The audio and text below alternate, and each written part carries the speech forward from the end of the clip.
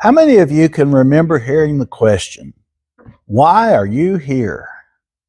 Or have you ever asked yourself, why was I born? Have you ever wondered why God created mankind? Human beings were made with an unbelievable, incredible potential for entering God's family as His children. God wants a family.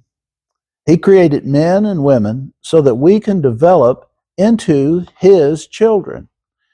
The fact is, our foundation for knowing who we are and why we were born is this fact.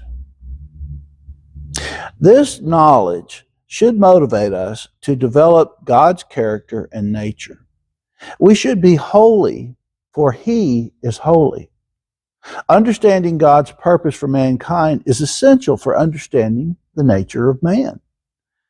Much of society today believes that men and women are no different than animals, that we are just further along the evolutionary path. It's true that we are like animals in many ways. I mean, we have muscles, we have bones, skin, organs, brains. Solomon says it best in Ecclesiastes 3, beginning with verse 19. I'll give you a minute to find that. Ecclesiastes 3, beginning in verse 19.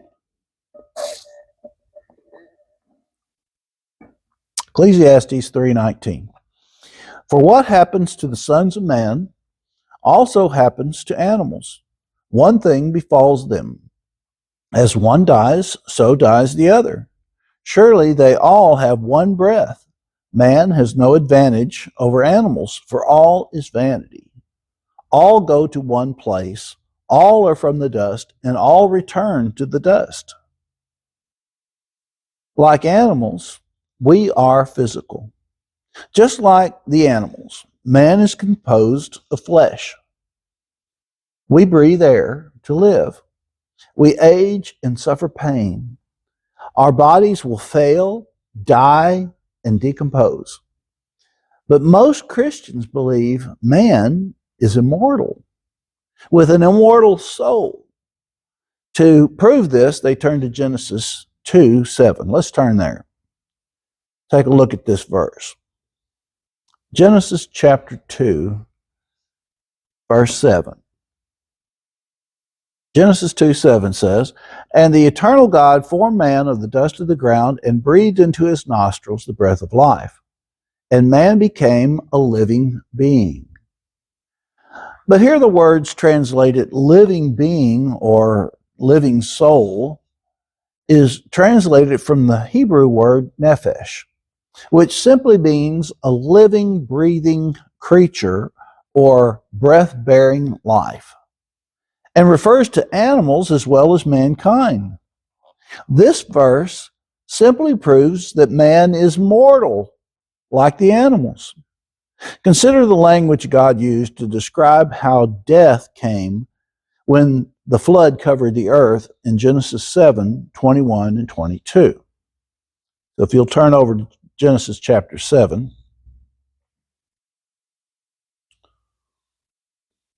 Genesis chapter 7, beginning in verse 21. And all flesh died that moved on the earth, birds and cattle and beasts and every creeping thing that creeps on the earth, and every man, all in whose nostrils was the breath of the Spirit of life. All that was on the dry land died. In many ways, our bodies and those of animals are similar. We all love our pets, and we know that some animals have a personality and seem to be very intelligent. But we are not animals. If you look into the eyes of an animal, you can sense that something is missing. You can look into the eyes of a person, and there is something there beyond the physical. God created mankind fundamentally superior to animals in two very important ways. We are created in the image of God, and he has given us the spirit of man. Let's go to Genesis 1, verse 26 and 27. Genesis chapter 1. Genesis 1, beginning in verse 26. Then God said, "Let us make man in our image, according to our likeness. Let them have dominion over the fish of the sea, over the birds of the air, and over the cattle, over all the earth, and over every creeping thing that creeps on the earth." So God created man in his own image, and in the image of God he created him. Male and female he created them. This is very different from the way God made animals. He made them all after their own kind. Man is set apart. We know that God created angels, but nowhere in scriptures are we told that God created them in his image. But God tells us very specifically that mankind is made in God's image and in his likeness. Notice that although angels have great power, mankind was created to have dominion over the earth and all that is in it. This indicates that from the moment mankind was created, God had a purpose in mind for us. As we will see in a few minutes, his purpose for mankind is far greater than to have dominion over the earth. God made man a physical, mortal being in his image and gave us a purpose. Then he gave us something called the spirit of man. Now there are several places in the Bible that mentions the spirit of man. Let's take a look at a few of those. The first is in Job chapter 32. If you'll turn there with me. Job chapter 32. We'll just read one verse, verse 8. Job 32, 8. But there is a spirit in man, and the breath of the Almighty gives him understanding. Very interesting. So the spirit of man is related to having understanding. Let's turn to Zechariah. Zechariah chapter 12, verse 1. Zechariah 12, verse 1. Zechariah 12, 1. The burden of the word of the Eternal against Israel. Thus says the Eternal, who stretches out the heavens and lays the foundations of the earth and forms the spirit of man within him. Forms the spirit of man within him. And then lastly, 1 Corinthians chapter 2, verse 11. 1 Corinthians 2, 11. 1 Corinthians 2, 11. For what man knows the things of a man except the spirit of the man which is in him? For even so, no one knows the things of God except the Spirit of God. So, what can we say about the spirit of man? It is a spirit. It's not physical. And it's not immortal either. The spirit of man, when combined with a human brain, forms our mind. Some call it heart. The concept of heart and mind are very similar. They're about the same. It is the seat of our convictions and understanding, and it holds our memories and our character. It is the sum of who we are. The spirit of man enables us to understand the physical aspects of the world around us. It also allows us to communicate with God. Through the spirit in man, we have the potential to ultimately move from the physical to the spiritual dimension. Unfortunately, the spirit of man also allows us to interact with fallen angels who are more than ready to use us for their purposes. Job, Zechariah, and Paul show that the spirit of man is in him, is in him. That does not mean that man is a spirit, but rather has a spirit. The spirit of man can be compared to a flash drive and the human brain to a computer. Like a flash drive holds data and software, the spirit of man records and stores everything that is in our mind, our convictions, our thoughts, our personality, our attitudes, character, all that makes us who we are. It also imparts the capacity for creative intellect, self-consciousness, and personality to the brain. So together, they form our mind. Spirit of man and the brain form the mind. But like a flash drive, apart from the human brain, the spirit of man has no consciousness.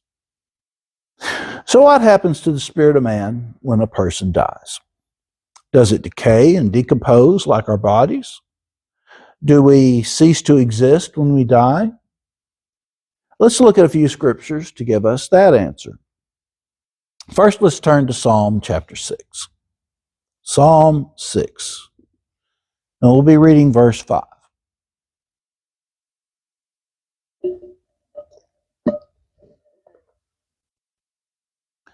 Psalm 6, verse 5 says, "For in death there is no remembrance of you. In the grave, who will give you thanks?"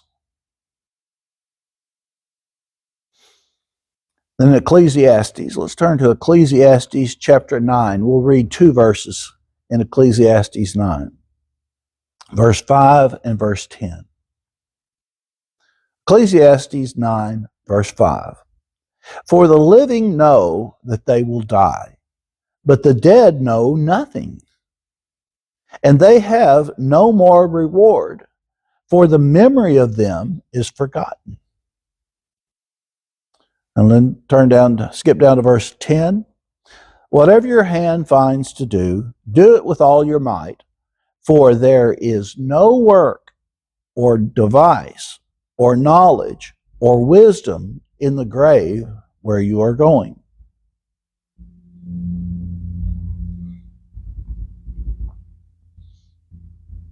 Hold your place there in Ecclesiastes.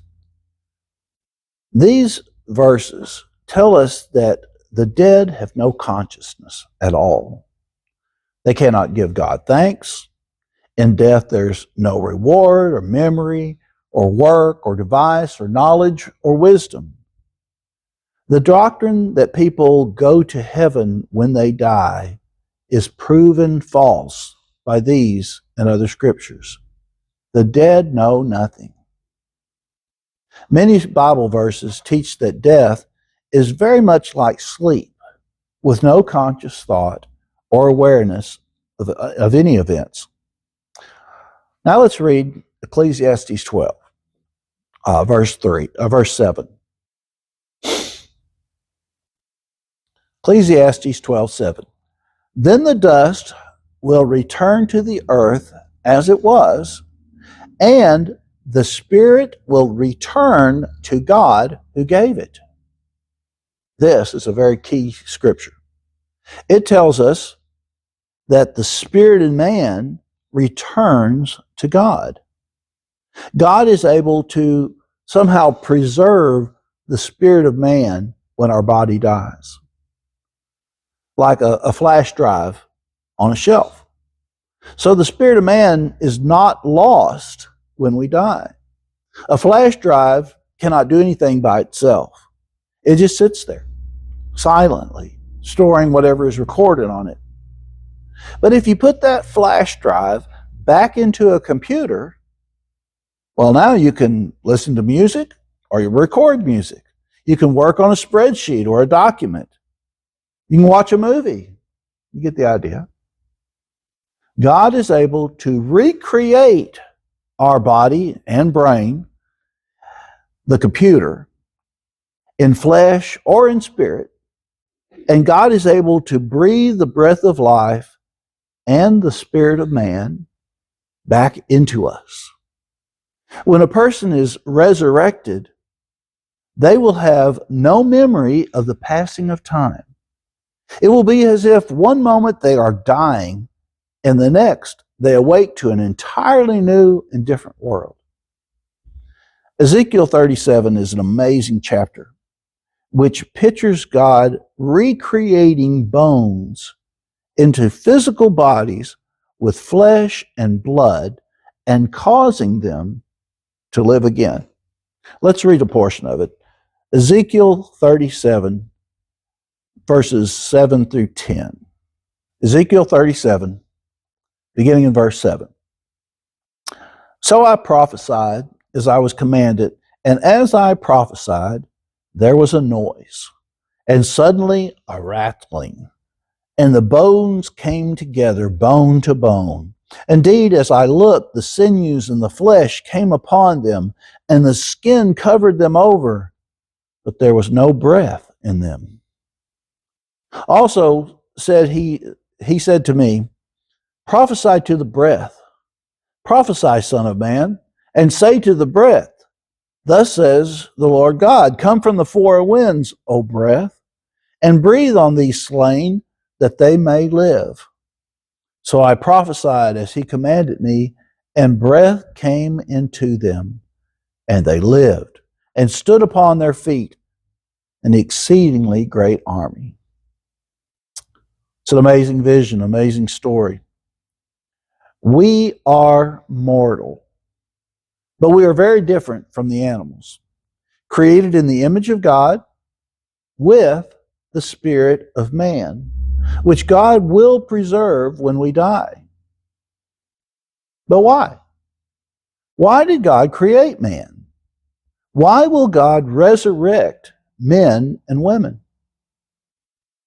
God created mankind to eventually live and work with him in his family alongside his only son. The Father and Son have the same perfect character. They work and communicate with each other perfectly as one. They perfectly agree on what is true and right and good. But they desire a much larger family. In order to be added to their family, we must have the same perfect character as the Father and the Son. We must work and communicate and agree with them. We must become as one with the Father and Jesus Christ. We must prove to them that we will do everything that God says is true, right, and good. In other words, we must live by God's word. At the end of Genesis chapter 1, God saw everything that he created and that it was very good.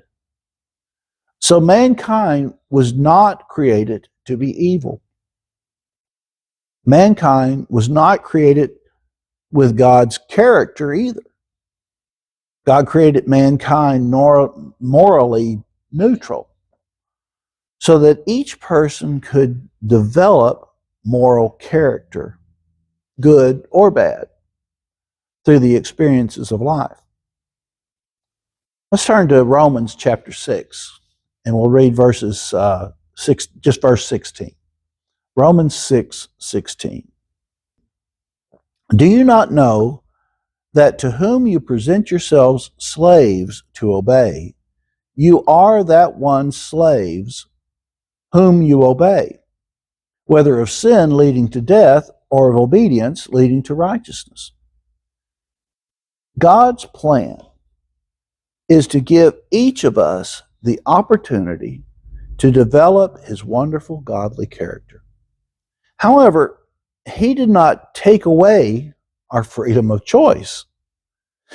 God knows that we must be allowed to make our own decisions.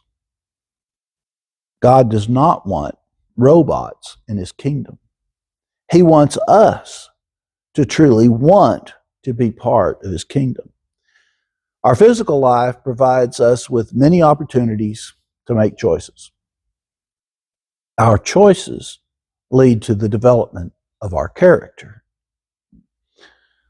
Freedom of choice includes the possibility that mankind may reject God's character and way of life.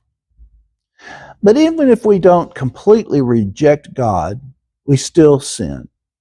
Satan's attitudes permeate the world around us, and it rubs off on us. Our minds become perverted, selfish, and vain. Jeremiah 17:9 says, "The heart is deceitful above all things and desperately wicked. Who can know it?"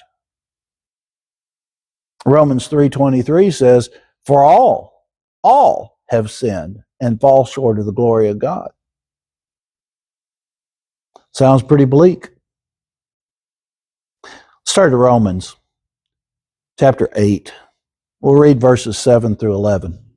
Romans 8, 7 through 11.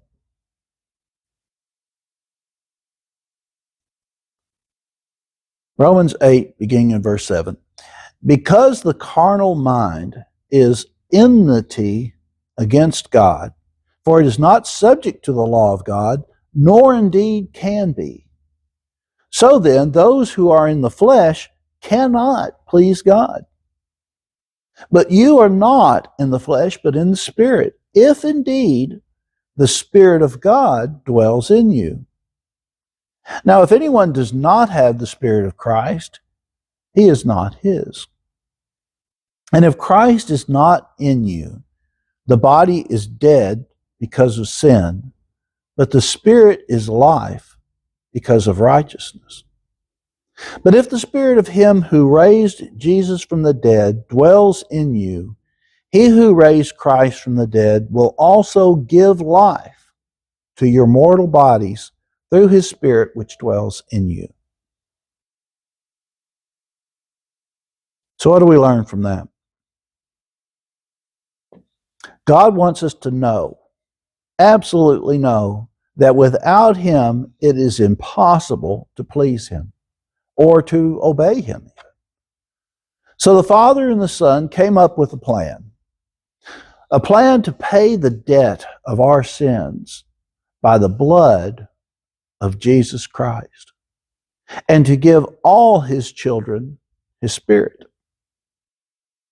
If the Father calls us, we repent and are baptized, then we receive his Spirit, which joins with the spirit of man in us. Then man is able to more fully understand God's way of life and to begin to develop God's character.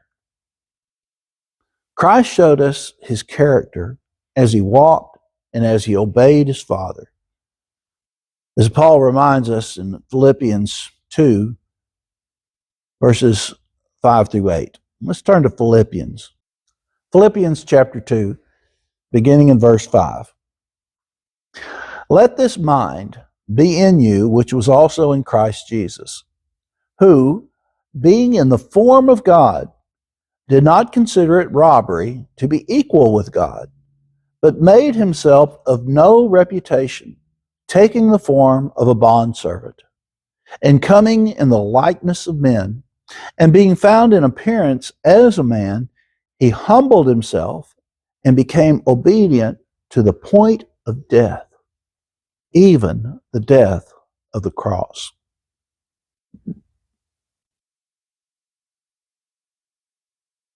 Paul says in Romans chapter 6 that we need to develop that character in us. Let's turn to Romans 6.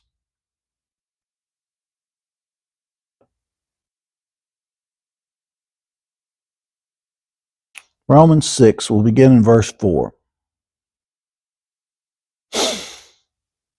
Romans 6, 4. Therefore, we were buried with him through baptism into death, that just as Christ was raised from the dead by the glory of the Father, even so we also should walk in newness of life. But if we have been united together in the likeness of his death, certainly we also shall be in the likeness of his resurrection. Knowing this, that our old man was crucified with him, that the body of sin might be done away with, that we should be no longer slaves of sin. For he who has died has been freed from sin.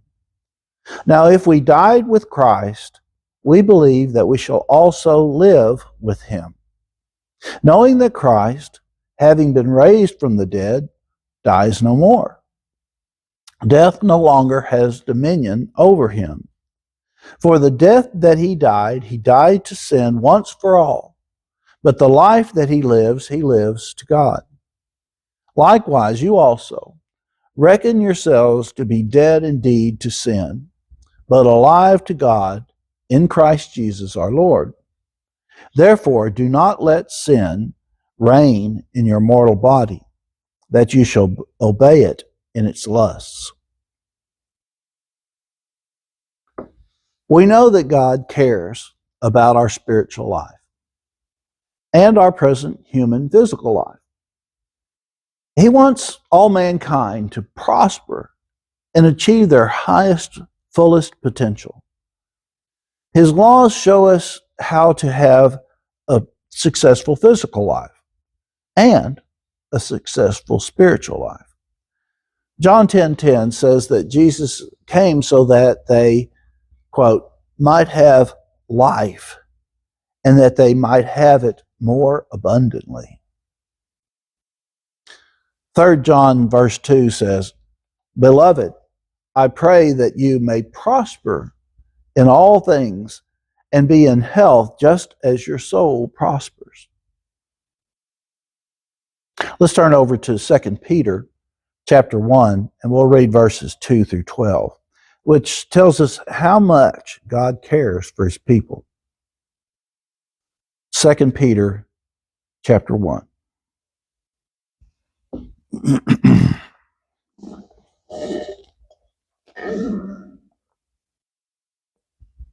Second Peter 1, beginning in verse 2. Grace and peace be multiplied to you in the knowledge of God and of Jesus our Lord, as his divine power has given to us all things that pertain to life and godliness, through the knowledge of him who called us by glory and by virtue, by which have been given to us exceedingly great and precious promises, that through these you may be partakers of the divine nature, having escaped the corruption that is in the world through lust. But also for this very reason, giving all diligence, add to your faith virtue, and to virtue knowledge, to knowledge self-control, and to self-control perseverance, to perseverance godliness, to godliness brotherly kindness, and to brotherly kindness love. For if these things are yours and abound, you will be neither barren nor unfruitful in the knowledge of our Lord Jesus Christ. For he who lacks these things is short-sighted, even to blindness, and has forgotten that he was cleansed from his old sins. Therefore, brethren, be even more diligent to make your call and election sure. For if you do these things, you will never stumble. For so an entrance will be supplied to you abundantly into the everlasting kingdom of our Lord and Savior, Jesus Christ. For this reason, I will not be negligent to remind you always of these things, though you know and are established in the present truth. So Peter reminded us. Peter reminded us of how much God cares for us and how much he wants for us to grow and prepare for His kingdom. God's ultimate purpose is for us to dwell with Him as His sons and daughters. He wants us to become immortal, incorruptible, sons and daughters of God, and to serve with Him as kings and priests in His kingdom. The rest of mankind will be raised later and have their opportunity for salvation, to know the truth of God in a world ruled by Jesus Christ and His saints. Satan will be put away and no longer have any influence. Won't that be great? Mankind will have the opportunity to repent, to trust, to obey, to seek God's way of life, and to begin to develop God's character. But they will still have their human nature and sins and knowledge of the past. At some point in the future, they will be judged by Jesus Christ and the saints. Then those who repent and prove themselves will also be changed from flesh to spirit beings, with all the glory that comes with being a child of God. Now, as I mentioned earlier, an individual with God's Spirit still has free will to make good or bad choices. We can even decide to turn away from God and reject Him altogether. Those who reject God, this is after having received His Spirit. You reject God after having received His Spirit, they will be destroyed completely in the lake of fire. Both their flesh and the spirit of man, the record of their life, the flash drive, all will be burned up. These people will not suffer for eternity, burning in hell. That's not anywhere in God's Word. They will simply no longer exist. They'll be burned up, forgotten. Let's turn to Hebrews chapter 6, beginning in verse 4. Hebrews chapter 6, beginning in verse 4. For it is impossible for those who are once enlightened and have tasted the heavenly gift and have become partakers of the Holy Spirit and have tasted the good word of God and the powers of the age to come, if they fall away, to renew them again to repentance, since they crucify again for themselves the Son of God and put Him to an open shame. For the earth which drinks in the rain that often comes upon it, and bears herbs useful for those by whom it is cultivated, receives blessing from God. But if it bears thorns and briars, it is rejected and near to being cursed, whose end is to be burned. Revelation chapter 20, verse 14 and 15 says, Then death and Hades were cast into the lake of fire. This is the second death. And anyone not found written in the book of life was cast into the lake of fire.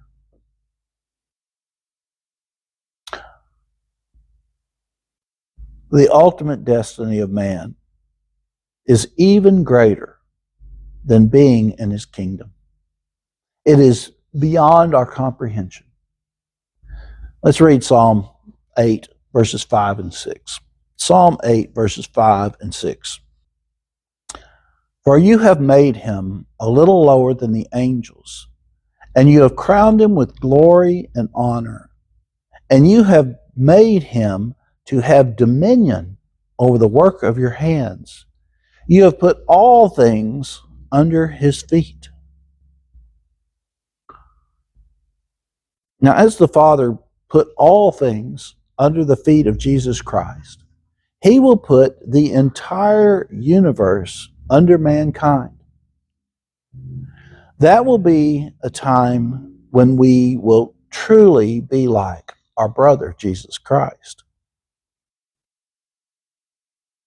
Let's turn to 1 John.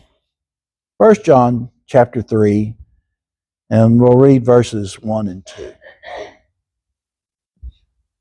2. 1 John 3, beginning in verse 1. Behold, what manner of love the Father has bestowed on us, that we should be called the children of God. Therefore, the world does not know us, because it did not know him. Beloved, now we are children of God, and it has not yet been revealed what we shall be. But we know that when he is revealed, we shall be like him, for we shall see him as he is. Imagine that day. So mankind is different from animals because we are made in God's image and have the spirit of man. Man is not immortal. The spirit of man is not immortal either. But God will preserve it until we are resurrected. God wants the very best for us, both physical and spiritual blessings, but that depends on our decisions. He is calling some now to repent, to be baptized, to receive his Spirit, trust and obey and seek his way of life.